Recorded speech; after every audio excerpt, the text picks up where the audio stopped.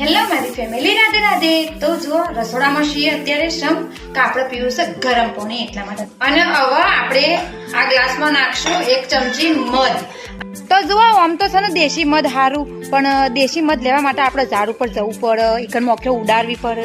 એનાથી બોટલ વાળું હવે ચાલશે. કોણ ઝાડ ઉપર સર બાપ મોસો ખાઈ ના જોઈએ આપણને? એનાથી તો ફૂલી જઈએ, એનાથી તો આર્યું બરોબર છે. નહીં થઈને છોકરો તૈયાર થઈ ગયો છે અને જાય છે ભાઈ ફરવા. બૂટ શૂટ પહેરવાય છે ભાઈ. આ જો જો જો જો હેડ્યો ભાઈ, છોકરો રંબા હેડ્યો.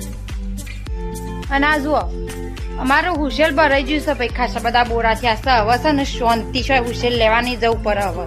અને ઘણા લોકો છે ને આને હુશેલ કીસ, અમે હુશેલ કહીએ છીએ, બાકી ઘણી જગ્યાએ એને દૂર દૂર કે છે. આપણું અમારા ગાર્ડનમાં એટલો મસ્ત મસ્ત ફૂલ આવી જશે હવે તો. જો પિંક પિંક મતલબ આ રહ્યો.